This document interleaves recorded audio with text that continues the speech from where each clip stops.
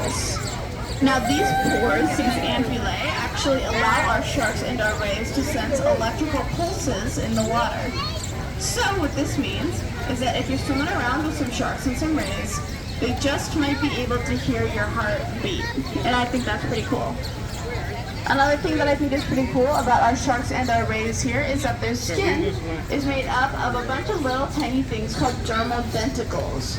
Now, dermal denticles are made up of a material called dentin, which is actually found in human teeth. So, it's kind of like our shark and our ray skin is made up of a bunch of little tiny teeth. And when you're touching our sharks over in that smaller pool directly to my left with those dental tooth fingers, you might notice that they feel a little bit rough, maybe a little bit like sandpaper. No.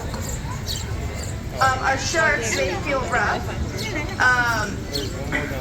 because of those dermal denticles. Now our rays, on the other hand, you might be curious about why they don't feel rough if their skin is made up of those dermal denticles. Why instead do they feel maybe a little bit smooth, a little bit slick, a little bit slimy?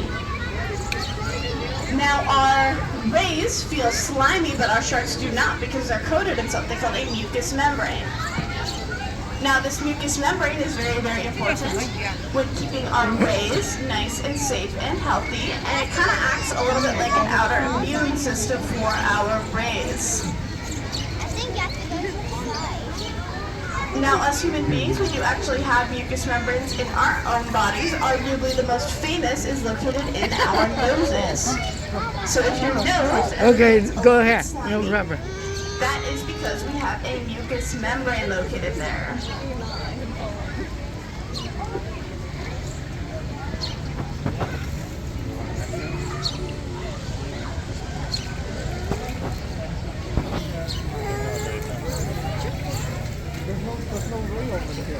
Now, something that you might notice when you're sticking your hands in the water here is that it might feel a little bit warm. Now, if you've been upstairs to our ray pool, you might have noticed that the water up there feels considerably colder than it does down here. Now, here at Shark Lagoon, we do actually have to heat our water up because these